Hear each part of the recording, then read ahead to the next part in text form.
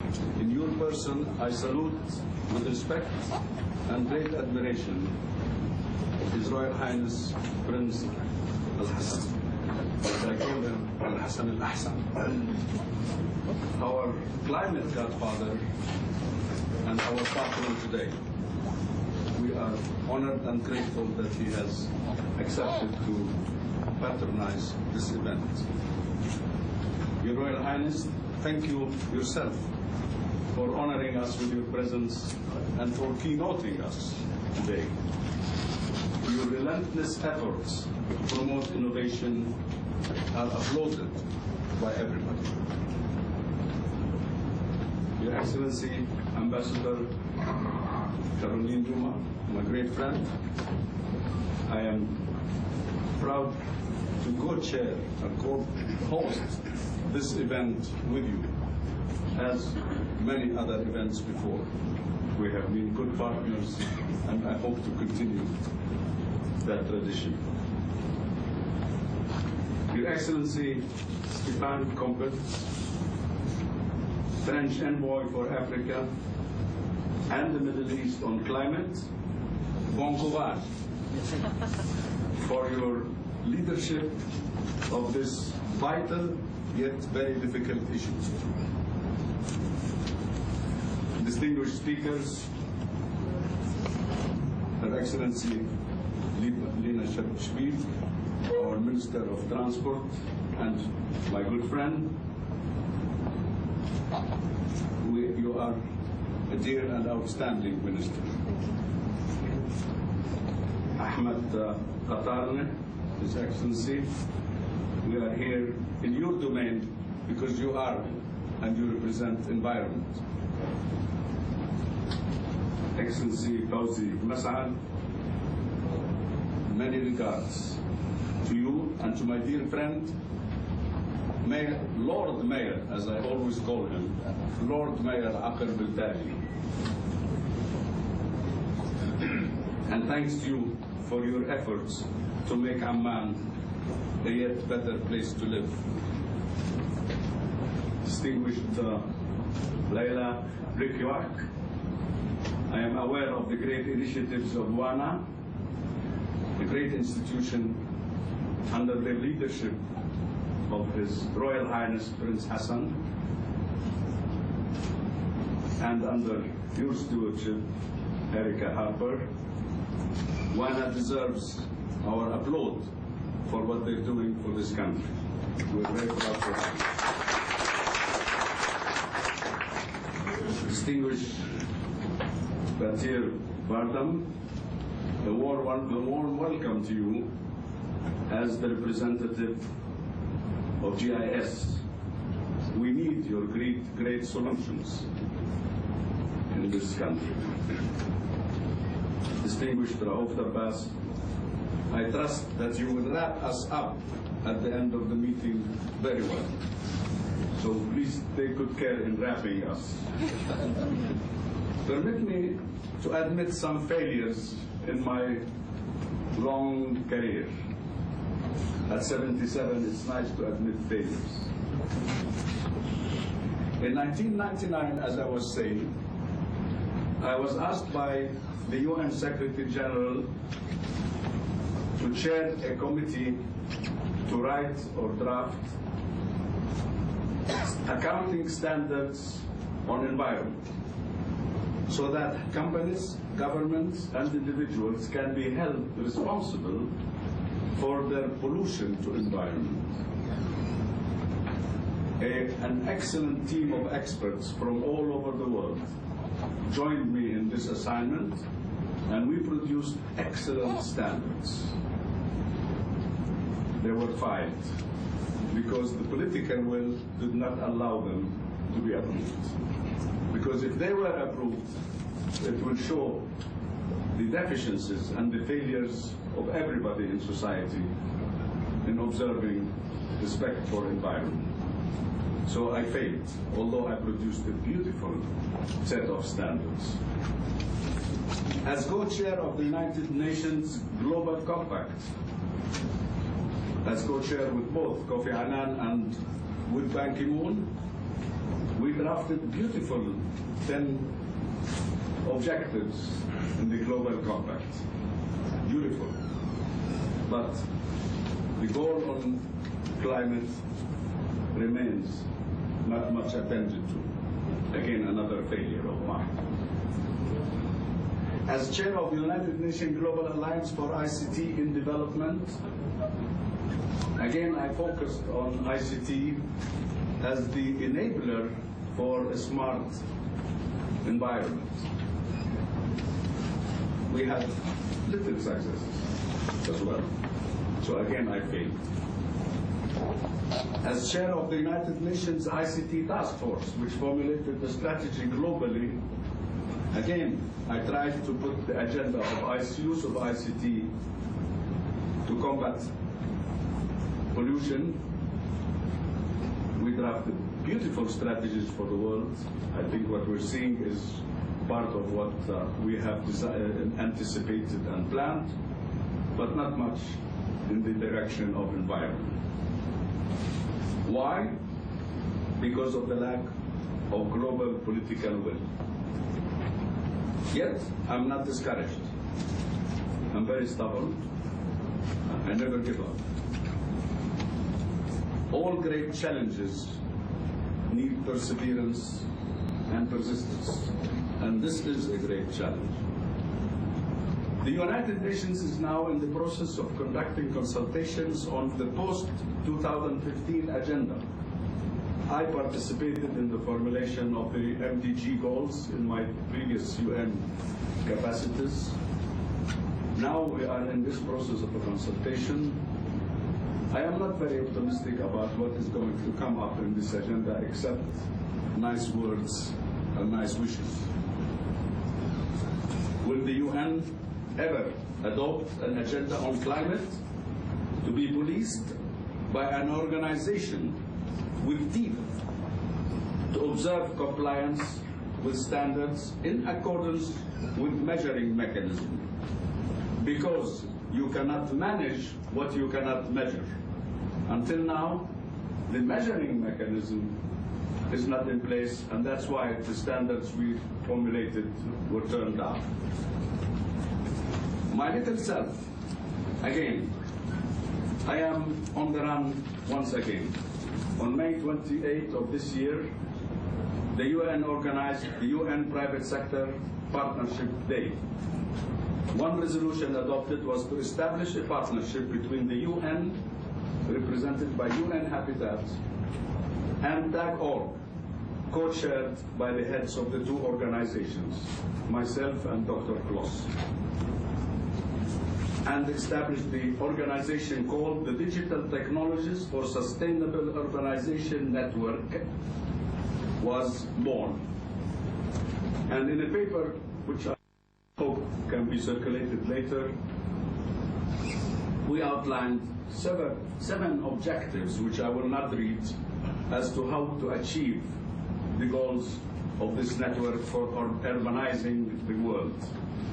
Smart urbanization, Your Royal Highness, is the practical agenda for smart climate. I claim that the global community and the political leaders of the world will go on talking about climate forever. The road to smart climate is through smart technologies. Bon courage again to France on leading the world in this year on the road to Paris World Climate Conference in 2015. Bon courage, Your Excellency, Monsieur Gompertz. Thank you.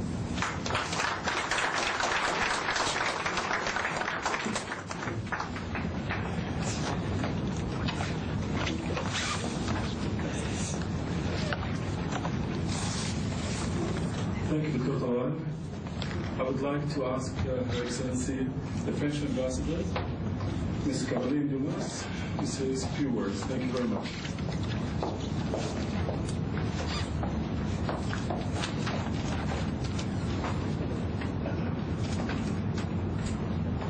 Your Royal Highness, Your Excellency Mr. Secretary General, Mr. President of the University, dear Talal, of course, Mr. Director of the town, and for the Greater Amman Municipality, and of course, dear Ambassador Gompertz, Chef Stefan, our Special Envoy for climate change for Middle East and Africa.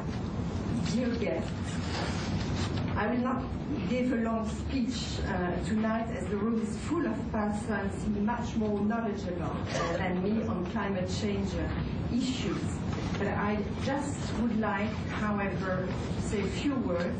First of all, to thank warmly Her Royal Highness Princess Sumaya Bint Hassan for her presence today and for accepting to give the opening speech of this debate today, as well, if I can say, in her capacity of representing His Royal Highness Prince Hassan, who honored us by granting his patronage as well to the conference. My gratefulness also goes to Dr. Talal Abu-Ghazaleh for accepting to host this event.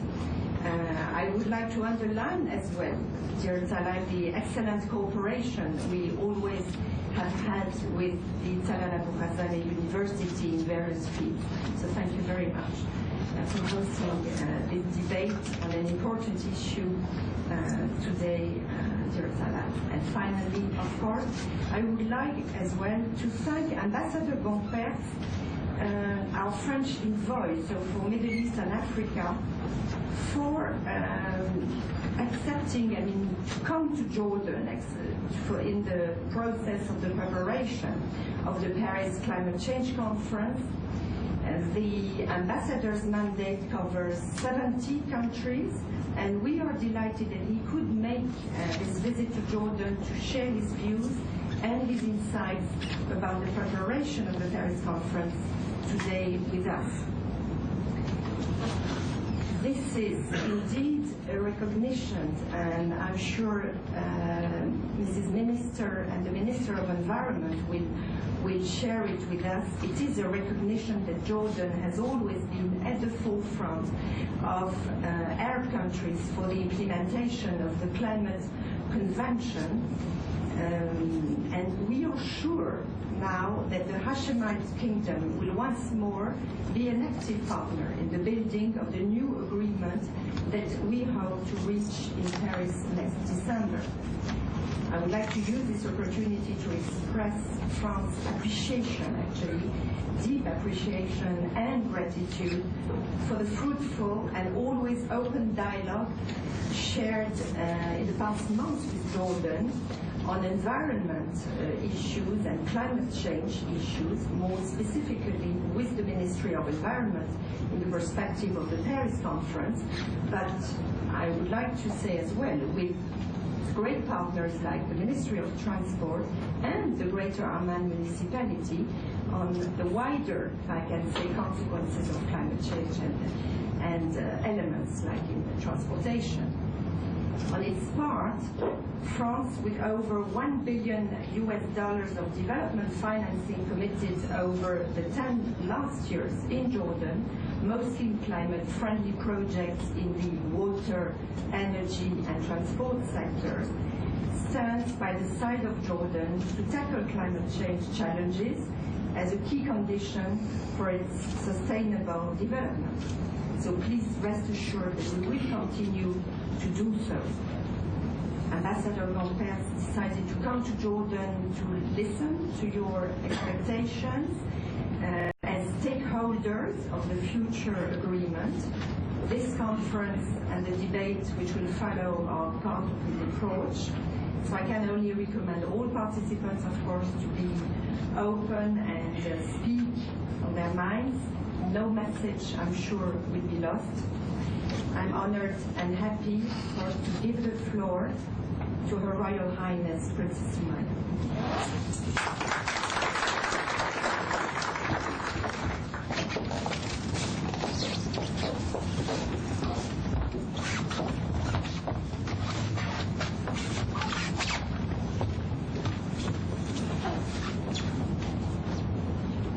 Bismillah Rahman Rahim. Your Excellency, Dr. Talal Abu-Ghazaleh, our distinguished host this evening, Your Excellency, the Ambassador of France, Duma, Excellencies, distinguished guests, ladies and gentlemen. It certainly is a great pleasure for me to be here this evening representing my father, His Royal Highness Prince Hassan bin Talal. And at the same time, it was a privilege to be invited in my capacity as President of the Royal Scientific Society to be part of this gathering here this evening. So if you will allow me, my speech is a concoction of my father's ideas and my own, and I hope that they will make sense.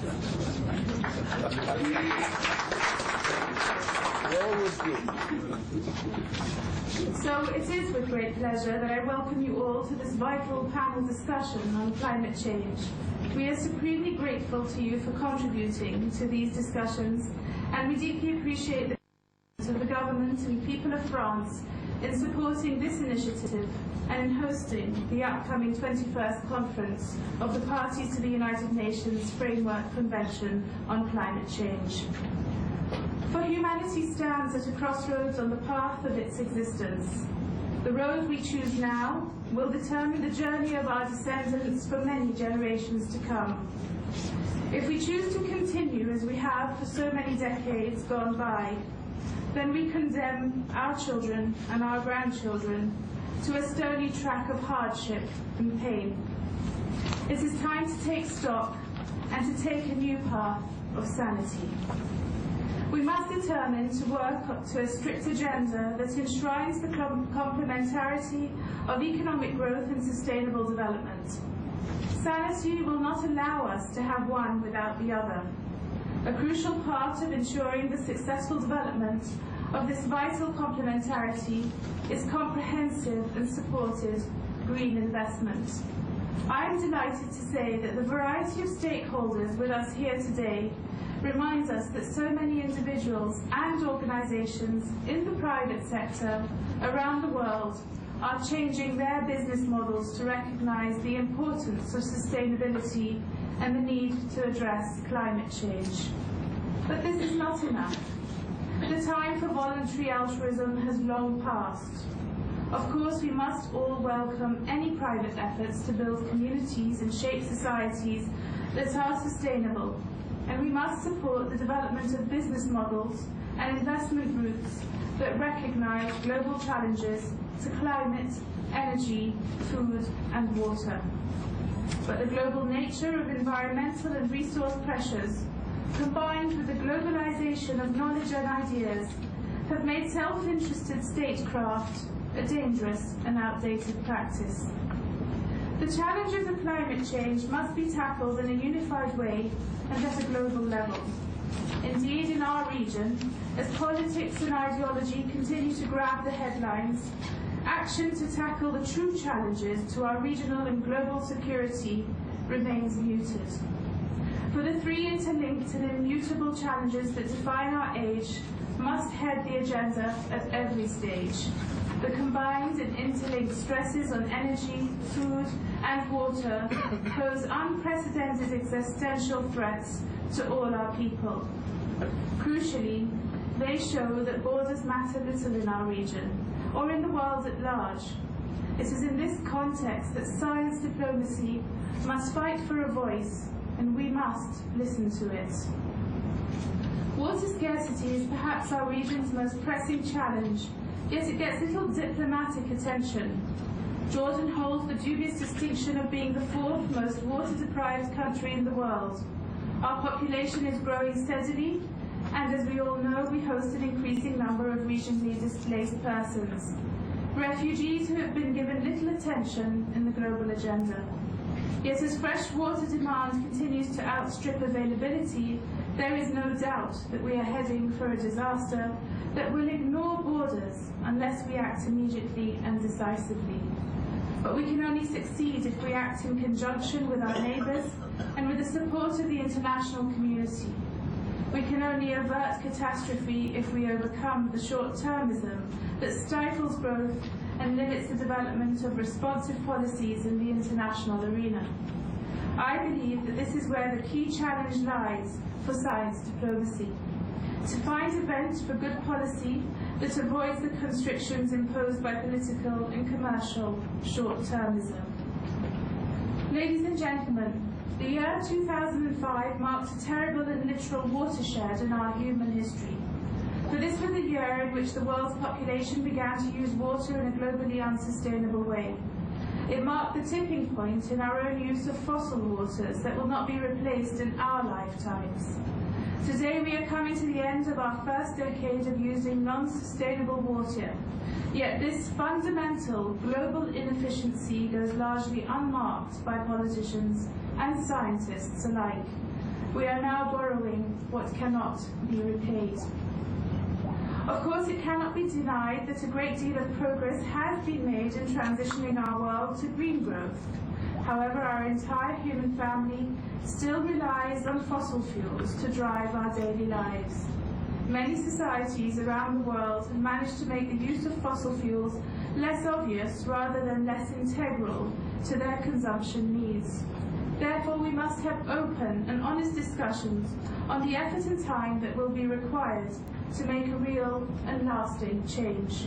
We cannot deny that it will be deeply challenging to move meaningfully away from those destructive sources of energy that have brought us to the brink of disaster.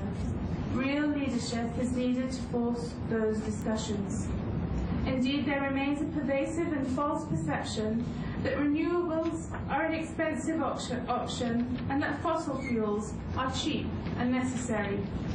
This is a result of the lobbying power of the fossil fuel industry at every level, and we must do all we can to reverse and correct this by emphasizing the global health costs of burning fossil fuels and the draining expense of maintaining aging and polluting infrastructure. This is a war of words that we should not lose, nor can we afford to. Your Excellencies, ladies and gentlemen, it is difficult to talk of sustainability and security in our region today without mentioning the plight, the desperate and dehumanizing plight of so many refugees from conflict and hopelessness, people who risk their daily lives to get to a place where they believe they may have a future. Of course, these desperate people, our fellow men, women and children, are not fleeing the effects of climate change, not today. However, in 1990, the Intergovernmental Panel on Climate Change, IPCC 1990.20, declared that the greatest single consequence of climate change could be migration, with millions of people displaced by shoreline erosion, coastal flooding, and severe drought. Many commentators claim that by 2050, up to 200 million people will be forced on the road as climate refugees.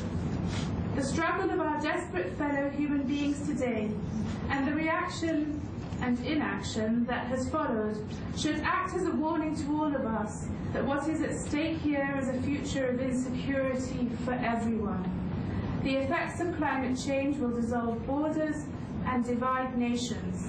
It will destroy stability and deepen poverty. It will not be contained, and nor should it be. This is our shared planet, and it is our shared responsibility. Those who think that they may insulate their lives or their communities from the effects of unchecked climate change are gravely mistaken. The force and inhumanity that would be required to delay inevitable global disintegration would be futile and unworthy of a race with so much potential to nurture, innovate, and create. Just as leaders must not bow to the lobbying of base industry, or indeed the basest part of human nature, we must find within ourselves the moral courage to act and react to the crisis that we have all had a hand in creating. I believe that science and diplomacy can work together to stave off a future of ceaseless conflict and hopeless migration. For we are human. We are supremely talented. We have the ability and the heart to do tremendous things when we are challenged, but we have failed ourselves and our communities so very often throughout our history. Let us not fail at this most crucial of junctures in our history. Humankind must innovate and celebrate the gift of imagination. We must unite to develop innovative technologies, adaptive skills, creative policies, and strong business models to create a shining and sustainable future. And through it all, ladies and gentlemen, we must cherish our shared humanity. Thank you very much.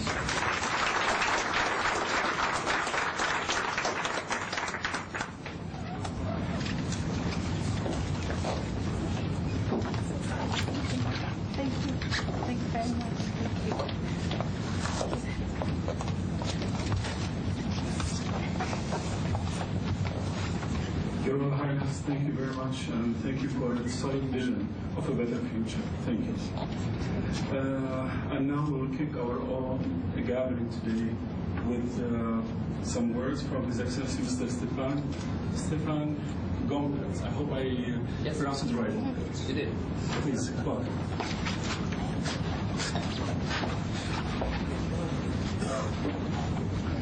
Your Royal Highness, Ministers, Mr. Secretary General, Mr. President, thank you for hosting this event. Dear friends, basically I'm here obviously to listen to you, but before that to deliver three basic messages which are not very different from what Her Royal Highness just said.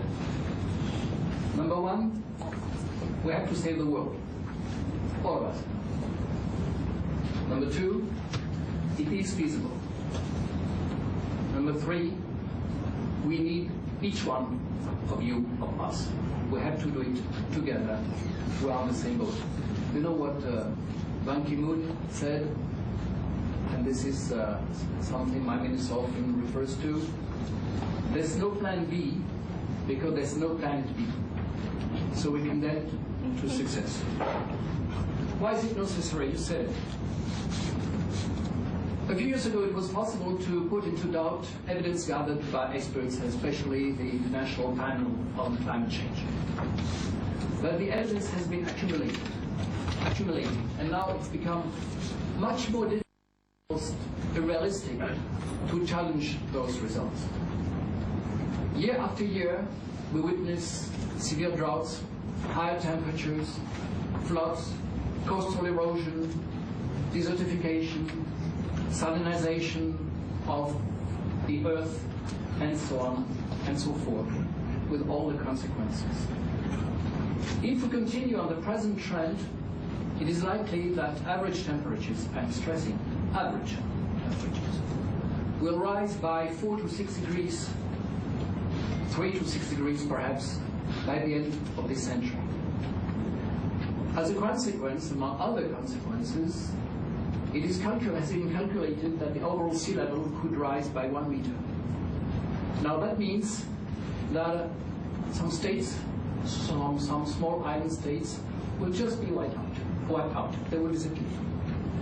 As you said, coastal regions of great countries like Bangladesh will also disappear. And that means that not millions, not tens of millions, but hundreds of millions of people will have to flee their homes and seek refuge elsewhere, either in their country or elsewhere. Deforestation is also taking place at an alarming rate. I have just read an article in the press a few days ago saying that the rate of the deforestation has increased recently, particularly in countries like Cambodia or in Asia or Sierra Leone in Africa. Here in this country, like in other Middle East countries, we witness even always more sandstorms. One of the reasons for the growing occurrence of sandstorms is indeed the disappearance of forests. Forests, trees, act as a deterrent, as a barrier. Now, if they disappear, obviously, it's easier for sandstorm to carry sand over thousands, tens of thousands of kilometers. Every part of the world seems to think that they are particularly affected by climate change. I visit many African countries and often heard, we are the main victim. But that's also true for island states from the Pacific area, and it's also true for the Middle East. Shortage of water. I mean, Jordan, if there's one country which knows what shortage of water means, it is Jordan. It's not only that water becomes more and more expensive, but also the scarcity of water. Reserves are going down due to, I wouldn't say overexploitation, because there are needs. The population growing. You mentioned the growing flow of refugees, and they need water as well. Floods. This is a paradox. Quite often, drought increases, but along the drought come floods. Why? Because rains not only become more scarce, as is not always the case, but they can become more erratic. They become more unpredictable. Nobody knows exactly when they're going to occur. I remember a quotation of a farmer in Zimbabwe, a lady who said, 20 years ago, we used to produce a lot of good maize. Now it has become very difficult because rains have become unpredictable.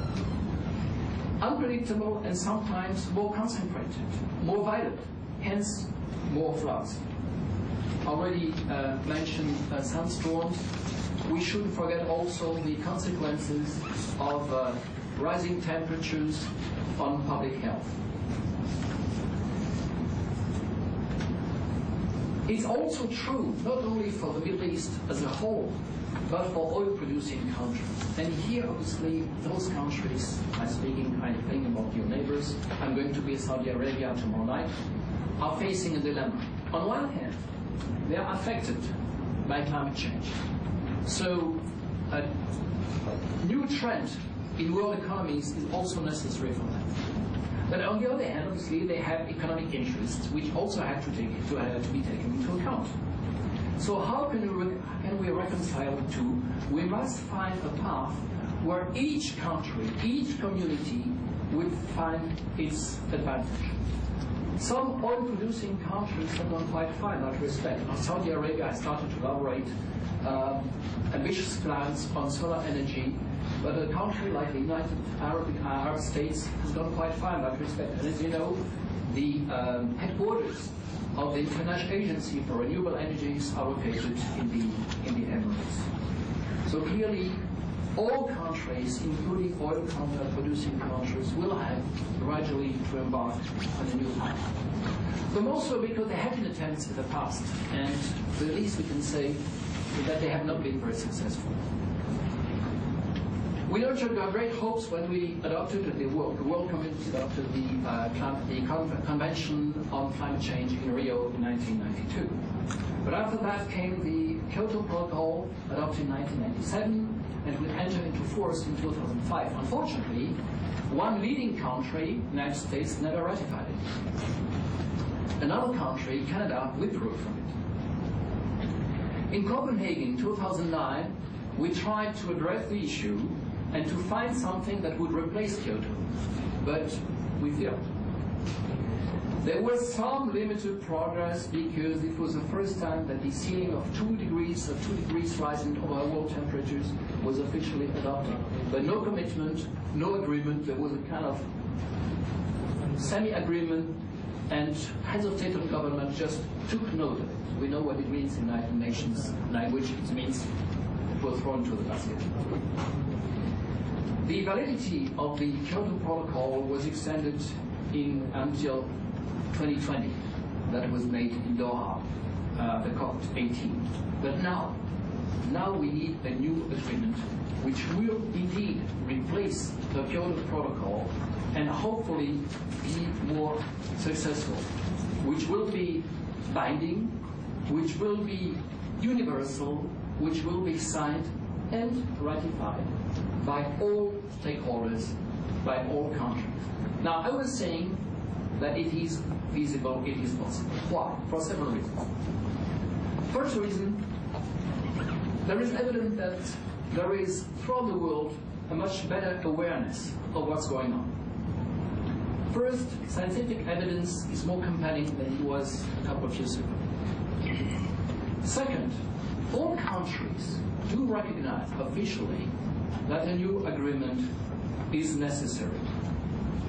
That includes the US, that includes China. Is the overall climate also better because we have changed our method? The methodology has changed. Before, we had what we called a top-down approach. We would set up objectives and all countries had to try and abide by it. Now we're doing it the other way around. The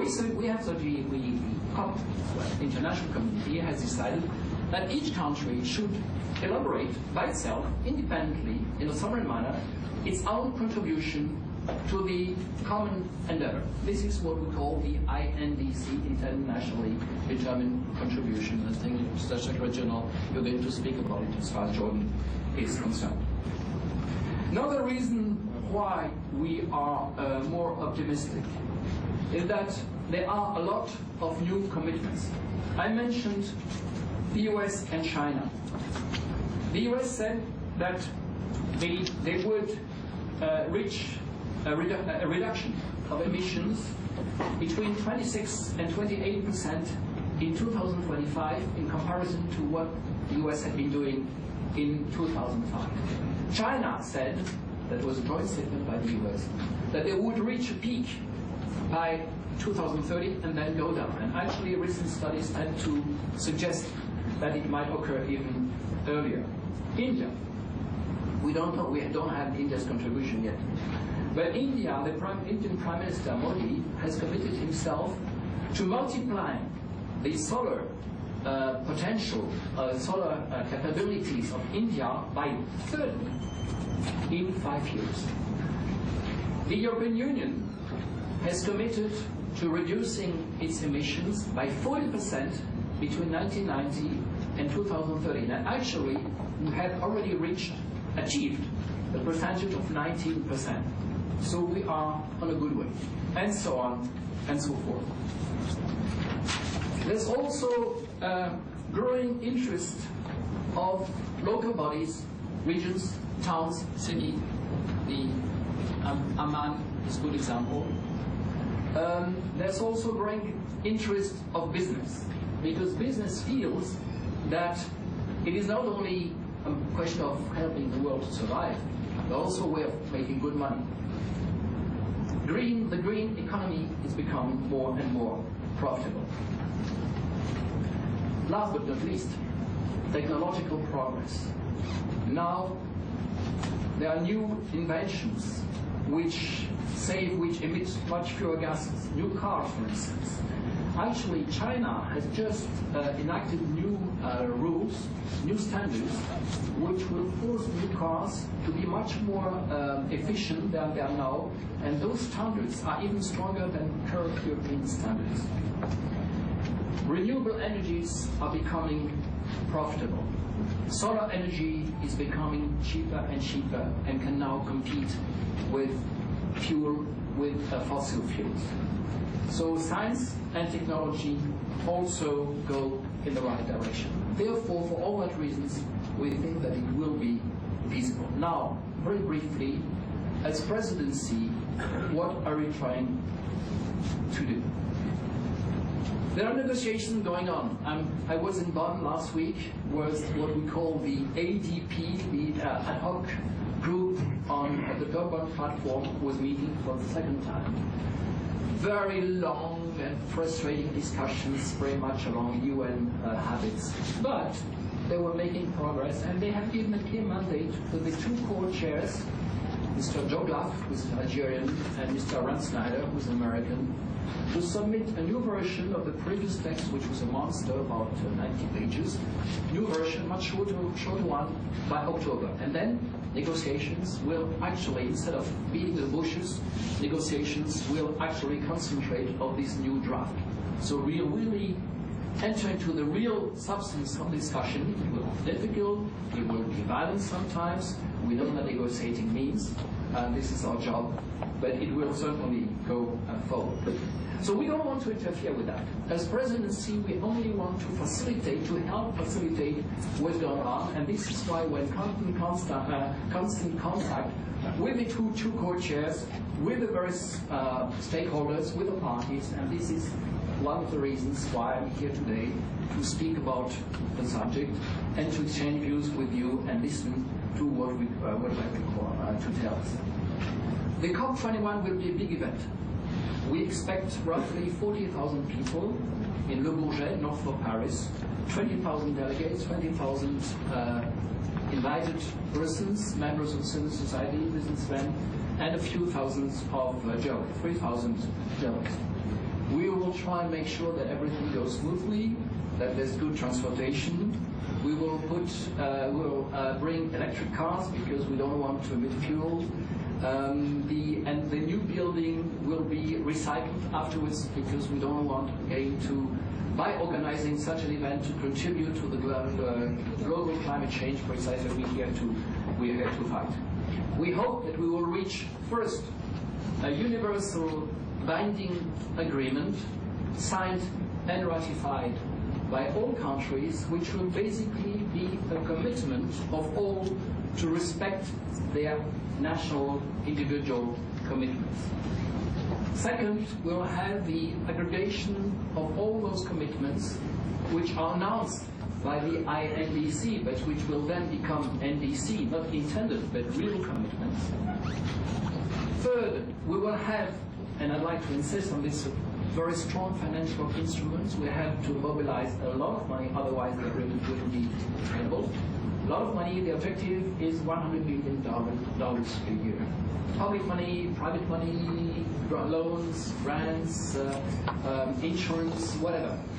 Investment, private direct investment, all has to go together and try and be combined in the most inventive way. And this money will have to finance, and this principle has been agreed, both what we call mitigation, reducing the output of greenhouse gases on one hand, and adaptation, always done to help people, communities, villages, countries, to cope with the already existing and foreseeable consequences of climate change. So when you increase the collection and distribution of water, when you make sure that you eliminate the leaks in the water distribution system, this is adaptation. And this is a key element of the fight against climate change. And we, as presidency, agree with developing countries when they say that mitigation on one hand, adaptation on the other hand, should be treated in the same way on an equal basis. And that's also true as far as finance is concerned. The contribution of all should respect the agreed principle of what we call common but differentiated responsibility. It means that we all have to do something, including on mitigation. But obviously, industrialized countries are expected to do much more than poor countries. But it doesn't mean that poor countries should just wash their hands and wash. No. It is a common endeavor.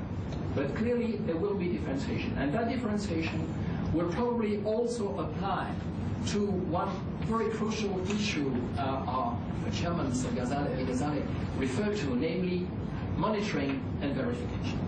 This will be essential. And this is one of the subjects that are now under discussion. How shall we make sure that the commitments of all countries will be implemented and verified? We need transparency. Shall we apply the same mechanisms for all countries, or will there be differences? There will probably be differences.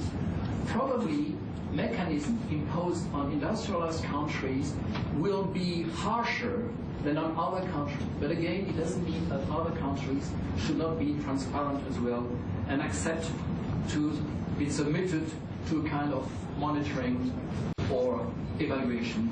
This will certainly be a key of the success of the subsequent success of COP21. We will not end there, certainly not. One of the reasons being that the aggregated sum of contributions, NDCs, will probably by itself not be sufficient to reach the target we want to reach, namely limited the average temperature growth by the end of the century to not more than 2 degrees centigrade, ideally 1.5. Therefore, we will have to review those commitments.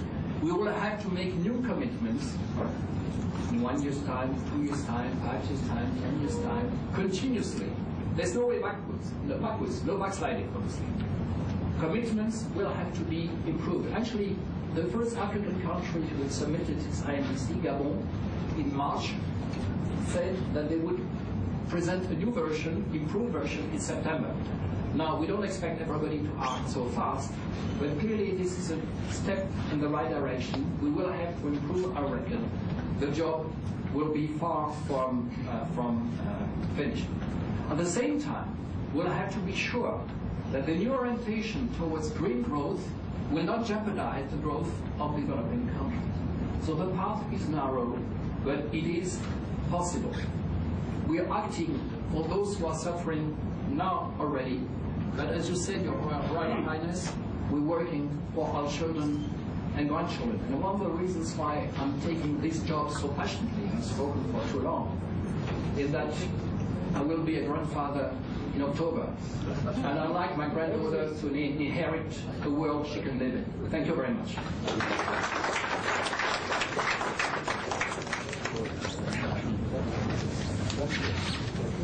Very interesting indeed. Thank you, Your Excellency.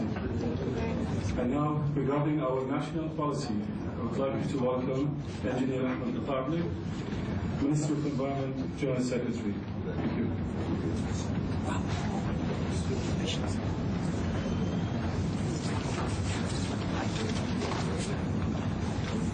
After hearing all these lot of speeches, I think I have nothing to say. Bismillah ar-Rahman ar-Rahim.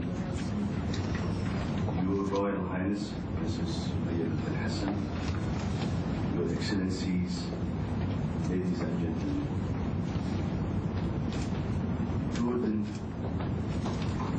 the Jordanian environment is facing so many problems, especially with the continuous influx of Syrian refugees and with the huge, tremendous pressures that are facing our environment. Also, Jordan is facing a huge challenge, which is the shortages of water. Also, we have a problem also with our energy. We export more than 95% of our export. Fortunately, we are blessed with the wise leadership of His Majesty King Abdullah II, who I really do believe that he will take us to a new horizon. You should applaud.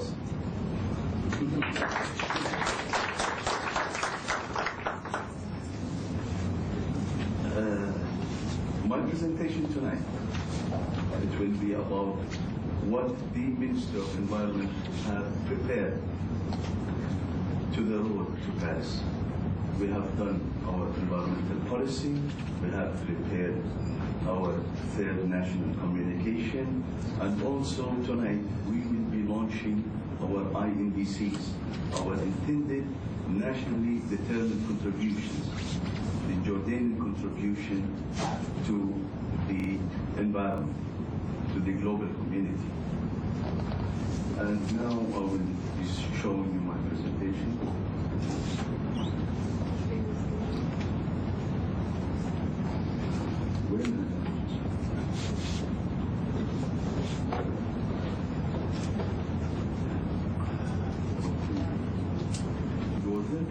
The response from the Minister of Environment.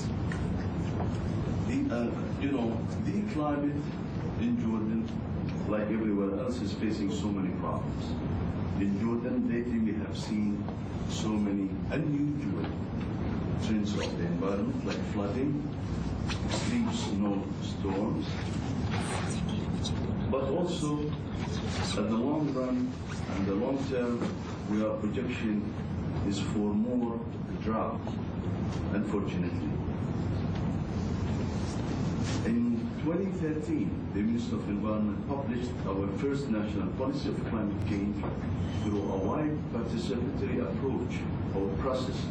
This policy provided Jordanian stakeholders and international partners not only with policy recommendations but also with sectoral guidelines in both mitigation and adaptation contexts. The long-term goal of the policy is to achieve a proactive climate risk resilient Jordan to remain with a low carbon but growing economy, with healthy, sustainable and resilient communities, sustainable water and agriculture resources, and thriving and productive systems in the path towards sustainable development. Strategic objectives of the policy is to build the adaptive capacity of communities and institutions in Jordan with consideration for gender and addressing the needs of vulnerable groups to increase the resilience of natural ecosystems and water, as well as agricultural resources to climate change, and to optimize mitigation opportunities. Themes that were addressed by the policy in mitigation, we have addressed the following issues: the energy, the transport, the waste, land use and land use change. Also, the second point was vulnerability and adaptation, and we have taken into consideration the water sector, agriculture and food security, biodiversity and ecosystems, health, coastal area management, disaster risk reduction, and tourism. Also, we have taken into consideration the financial means, how to get the finances in order to implement our projects. And also, as His Excellency just mentioned, we are talking about the technology transfer and the technology needs. Also, we have talked about legal and institutional framework, education and research, awareness and media, vulnerable groups, and gender mainstreaming. At the technical level, the production of Jordan's third national communication report in 2014 provided a huge step forward in documenting the potential impacts of climate change based on downscaling climate projections done for the first time in Jordan and the region. These are the Jordan sectoral breakdown of total greenhouse gas emissions in 2006, according to the third national report. And we can see that the energy, including the transport, took the huge bulk, around 73%. Waste and industrial processes were almost the same, to 10%. Agriculture and land use and forestry. Regarding future emissions are expected to grow according to the baseline scenario to 38 giga and 51 giga and 61 giga of CO2 carbon dioxide equivalent in the years 2020, 2030, and 2040 respectively. The role of the energy sector and subsectors as the leading emitter of greenhouse gases is expected to increase in the future from 72.9% of total emissions in the year 2006 to 83% in the year 2040. Our mitigation assessment showed that a total of 43 greenhouse gas mitigation projects were proposed in the following areas: primary energy, renewable energy, energy efficiency, transport, industrial processes, waste, and agriculture. As you can see here, that our projected change in rainfall in Jordan will decrease in the future. Also, the projected change in temperature. The temperature will increase rapidly, unfortunately. So Jordan is really heavily impacted by climate change. Now I will talk about Jordan INDCs, our intended nationally determined contributions, which we will be launching officially tonight.